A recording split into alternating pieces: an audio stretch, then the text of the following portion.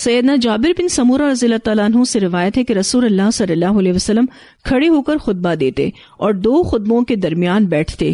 جو شخص یہ کہے کہ آپ بیٹھ کر خطبہ دیتے تھے تو اس نے غلط بیانی کی. اسے مسلم نے روایت کیا ہے.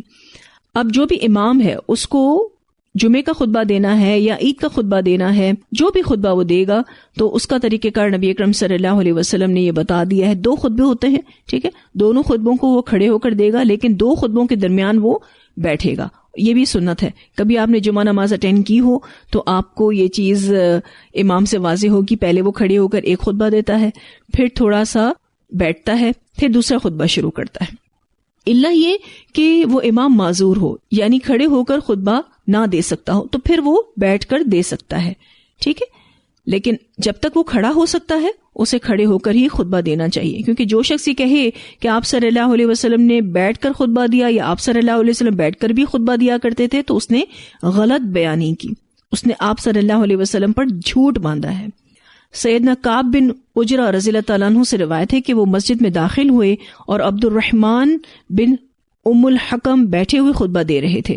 سیدنا کعب رضی اللہ تعالیٰ عنہ نے کہا کہ اس خبیث کی طرف دیکھو، بیٹھے ہوئے خطبہ دیتا ہے، حالانکہ اللہ تعالیٰ فرماتا ہے وَإِذَا رَأَوْا تِجَارَةً أَوْ لَهْوًا انفضوا إِلَيْهَا وَتَرَكُوكَ قَائِمًا. اور جب یہ لوگ کوئی سودا بکتا دیکھتے ہیں یا کوئی تماشا دیکھتے ہیں تو اس کی طرف بھاگ اٹھتے ہیں اور آپ کو خطبہ میں کھڑا ہی چھوڑ دیتے ہیں.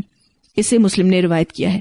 اب آپ دیکھیے تو اس حدیث میں آپ رضی اللہ تعالیٰ عنہ نے ایک آیت کوٹ کی جو سورہ جمعہ کی آیت نمبر 11 ہے، جس میں یہ واضح طور پر پتہ چلتا ہے کہ آپ صلی اللہ علیہ وسلم کھڑے ہو کر خطبہ دیتے تھے. اور جو بیٹھ کر خطبہ دے رہا تھا تو فرمایا کہ اس میں خباثت ہے. خباثت اس اعتبار سے کہ وہ سنت کا متروک ہے، چھوڑنے والا ہے.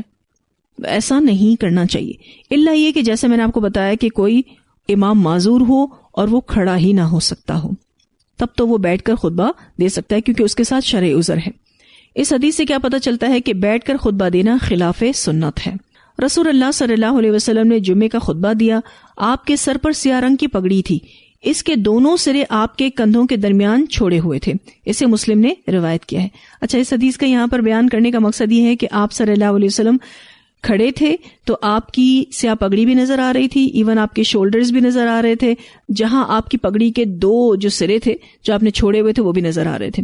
اس حدیث کو یہاں بیان کرنے کا مقصد یہی ہے کہ واضح ہو کہ آپ صلی اللہ علیہ وسلم نے کھڑے ہو کر ہی خطبہ دیا.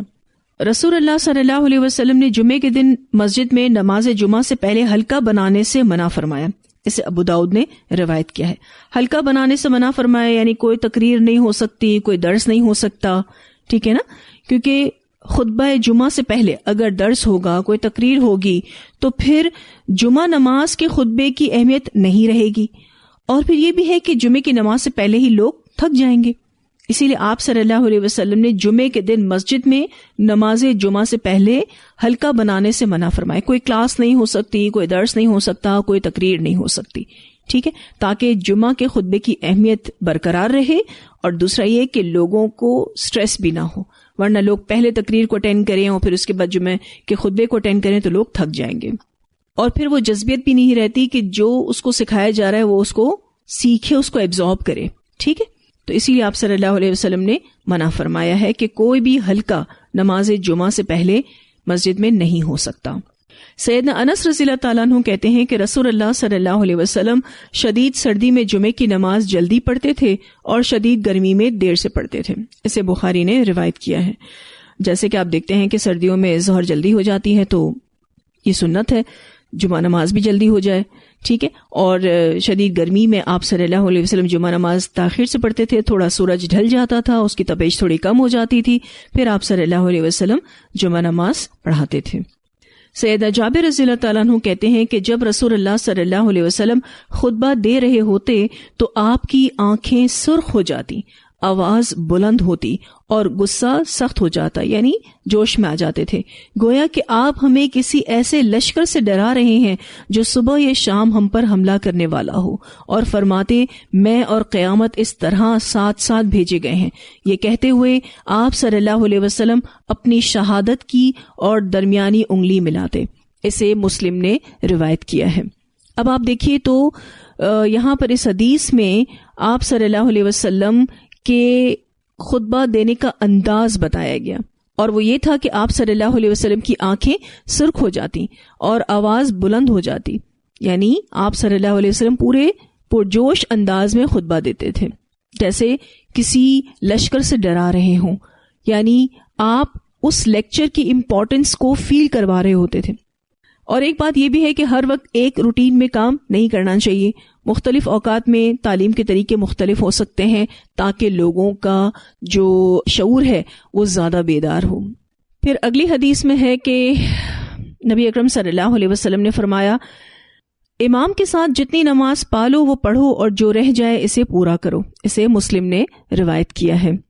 لیکن جمعے کے دن کے بارے میں یہ حکم ہے کہ اگر جمعے کی نماز میں ایک رکعت امام کے ساتھ ملے تو اس کے ساتھ ایک رکعت اور ملا کر نماز جمعہ پوری کر لی جائے، اور اگر دوسری رکعت بھی نہ پا سکیں تو پھر 4 رکعت پڑھی جائے گی۔ اس کی دلیل سیدنا ابن عمر رضی اللہ تعالی عنہما کی روایت ہے، نبی اکرم صلی اللہ علیہ وسلم نے فرمایا، من ادرک من الجمعۃ رکعۃ فلیصل الیہا اخری، جو شخص جمعے کی ایک رکعت پائے تو وہ اس کے ساتھ دوسری رکعت ملا لے۔ اسے دارقطنی نے روایت کیا ہے۔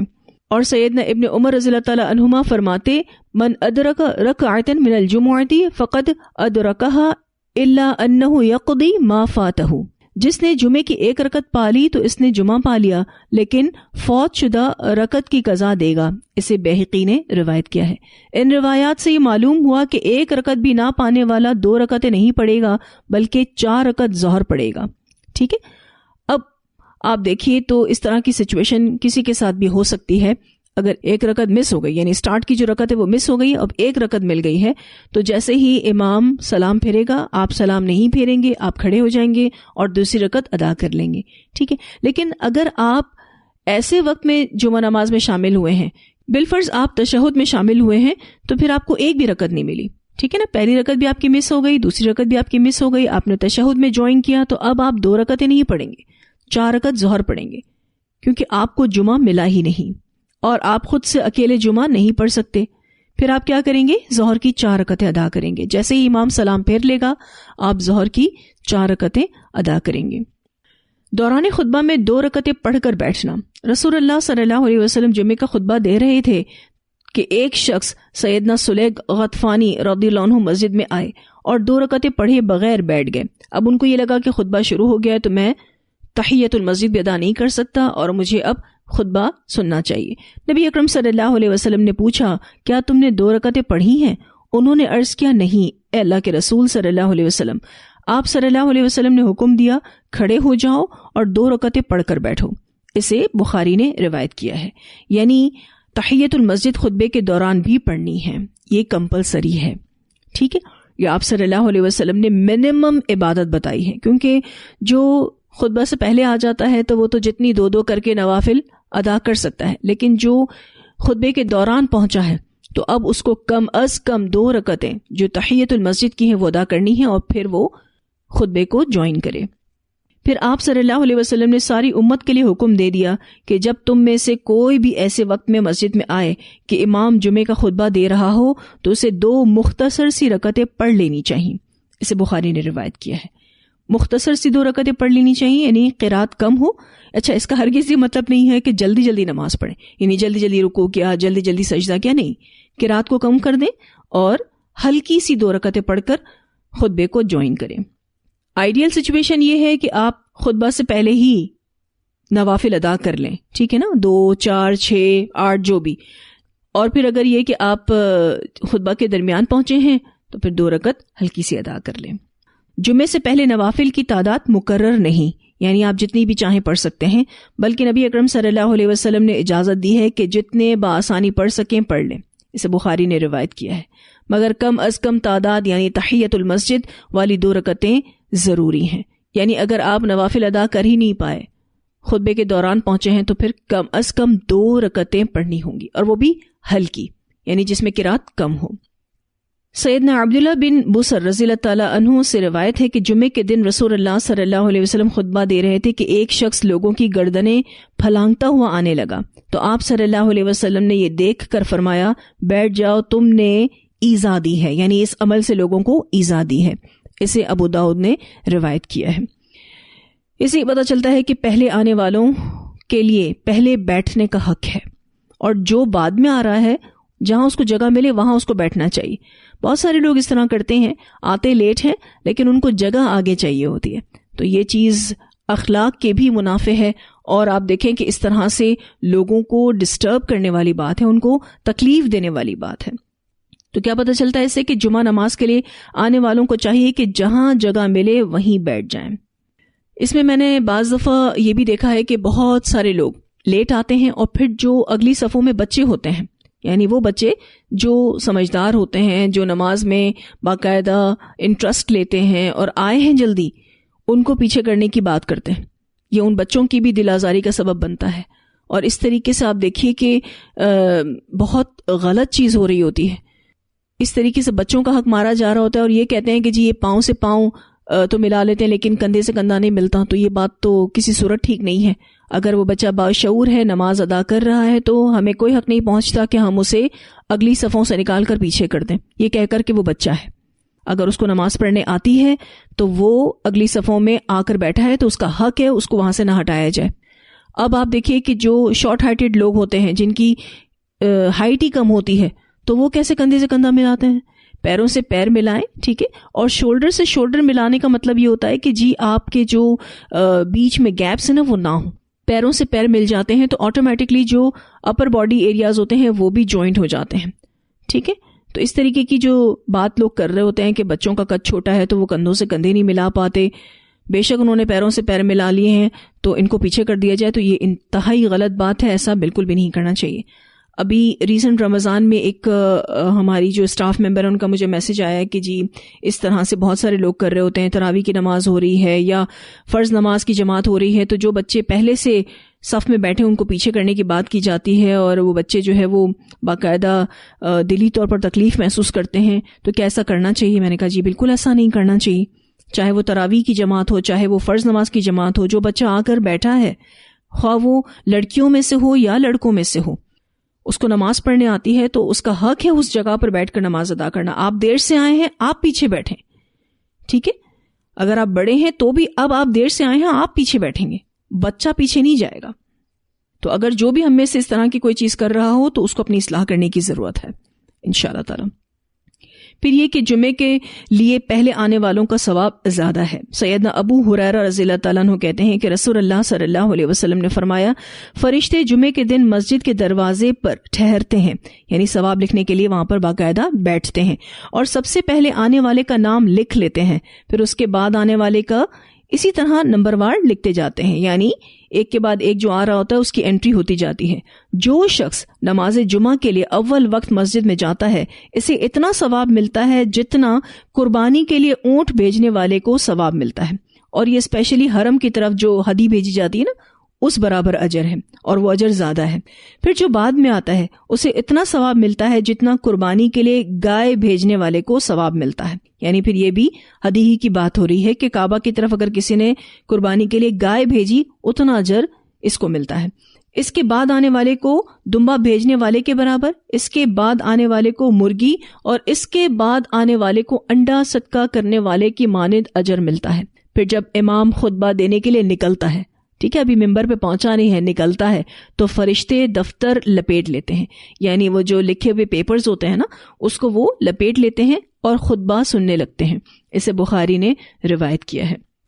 آپ دیکھیں تو اس حدیث میں اللہ سبحانہ تعالیٰ نے نبی اکرم صلی اللہ علیہ وسلم کے ذریعے ہمیں جمعے کے دن جو جلدی آ رہا ہے اس کا اجر بتایا، پھر سٹیپ بائی سٹیپ جو لوگ آتے جا رہے ہیں، یعنی جو اس کے بعد آیا اس کا اجر، پھر جو اس کے بعد آیا اس کا اجر ہی بتایا گیا، اور منیمم اجر بھی بتایا گیا، یعنی ایک انڈا صدقہ کرنے کے برابر اجر ملتا ہے. یہ سب سے لیٹ آنے والے کو اجر ملتا ہے، اور یہ تب تک اجر لکھا جا رہا ہوتا ہے جب تک امام جو ہے وہ خطبہ دینے کے لیے نکلا نہیں ہے. جیسے ہی وہ نکلتا ہے انٹری کی جو ڈیٹیلز ہیں اس کو لکھنے سے فرشتے رک جاتے ہیں، یعنی ان کی اٹینڈنس اب نہیں لگے گی جو اس کے بعد آئیں گے. کس کے بعد؟ جب امام خطبہ دینے کے لیے نکل جائے. اب اس کے بعد اگر کوئی آ رہا ہے تو اس کی اٹینڈنس نہیں لگتی، کیونکہ فرشتے تو اپنے پیپرز کو لپیٹ دیتے ہیں، جو بھی انہوں نے انٹری کی بس وہ انٹری کلوز ہوئی اور پھر وہ بھی خطبہ سننے لگ جاتے ہیں.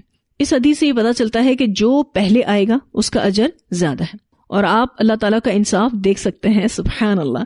ٹھیک ہے جی. لیکن یہ کہ جو شرعی عذر کی بنا پر تاخیر سے پہنچا ہے تو پھر یہ اللہ پر ہے کہ اسے کون سا والا اللہ اجر دے گا، کیونکہ بہت سارے لوگ شرعی طور پر مجبور ہوتے ہیں، وہ دیر سے پہنچتے ہیں لیکن پھر بھی پہنچ جاتے ہیں، تو اللہ سبحانہ تعالیٰ ان کو کون سا اجر دے گا یہ اللہ ہی کو پتہ ہے. پھر یہ کہ جو لوگ دیر سے پہنچتے ہیں، جن کا کوئی شرعی عذر نہیں ہوتا اور ویسے ہی پیچھے رہنا پسند کرتے ہیں، تو پھر اللہ ان کو اور پیچھے کر دیتا ہے. رسول اللہ صلی اللہ علیہ وسلم نے فرمایا، جمعے کے دن ایک گھڑی ایسی ہے کہ جو مسلمان اس گھڑی میں نماز کی حالت میں کھڑا اللہ تعالیٰ سے بھلائی کا سوال کرے تو اللہ تعالیٰ اسے وہ بھلائی ضرور عطا فرماتا ہے. اسے بخاری نے روایت کیا ہے. اب آپ دیکھیے تو یہاں پر اس حدیث سے پتہ چلتا ہے کہ جمعے والے دن ایک ایسی اپرچونٹی ہم سب کے پاس ہے، لیکن اس کو ہائیڈ رکھا گیا ہے کہ وہ کب ہے. اگر وہ اپرچونٹی آپ نے کیچ کر لی تو جو آپ دعا مانگیں گے آپ کو وہ عطا کی جائے گی. نبی اکرم صلی اللہ علیہ وسلم نے فرمایا، جمعے کے دن قبولیت کی گھڑی امام کے ممبر پر بیٹھنے سے لے کر نماز کے خاتمے تک کے درمیان ہے. اسے مسلم نے روایت کیا ہے. اب یہ ایک حدیث ہے جس میں آپ کو قبولیت کی گھڑی کا ایک ہنٹ دیا گیا ہے، اور وہ یہ ہے کہ امام کے ممبر پر بیٹھنے سے لے کر نماز کے خاتمے تک اگر آپ کوئی بھی دعا کرتے ہیں تو اللہ سبحانہ تعالیٰ آپ کی دعا کو قبول فرمائے گا. یہ ساری باتیں ہمیں کیوں بتائی جاتی ہیں؟ اس کی وجہ یہ ہے کہ عموماً ہم خیر و بھلائی کی تقسیم کے وقت غفلت کا ثبوت دیتے ہیں، تو لمحوں کی غفلت انسان کو سالوں پیچھے کر دیتی ہے اور بہت ساری بھلائیوں سے دور کر دیتی ہے. اسی لیے ہمیں لمحوں کی حفاظت کرنی ہے انشاءاللہ تعالی. ان احادیث میں یہ پتہ چلتا ہے کہ ہمیں لمحوں کی حفاظت کرنی ہے. جمعے کا دن بہت بلیسڈ دن ہے، آپ پورا دن دعائیں کرتے رہیں، انشاءاللہ تعالی کوئی نہ کوئی ٹائم پر آپ کو یہ گھڑی نصیب ہو جائے گی انشاءاللہ تعالی. لیکن اگر ہم اس دن کو ضائع کرتے ہیں تو پھر obviously ہم غفلت کا ثبوت دے رہے ہوتے ہیں. سلف صالحین کے بارے میں آتا ہے کہ وہ جمعے کے دن موسٹلی ایکٹیویٹیز جو ہے وہ اذکار کی، تسبیحات کی اور دعاؤں کی رکھتے ہیں تاکہ وہ اس لمحے کو کیچ کر سکیں. ٹھیک ہے جی. تو کوشش کریں گے انشاءاللہ تعالی کہ ہم بھی جمعے کے دن کو بالکل بھی ضائع نہ کریں، بلکہ یہ بلیسڈ دن ہے اور ہم سب کو اس بات کی ضرورت ہے کہ اللہ ہمیں قبولیت کی گھڑی دے اور ہم اس میں دعا کریں اور ہماری دعا قبول ہو جائے. بہت ساری ہماری دعائیں ایسی ہوتی ہیں کہ جو ہم قبولیت کے درجے پر پہنچانا چاہ رہے ہوتے ہیں، بلکہ ہماری تو ہر دعا ہم قبولیت کے درجے پر پہنچانا چاہ رہے ہوتے ہیں.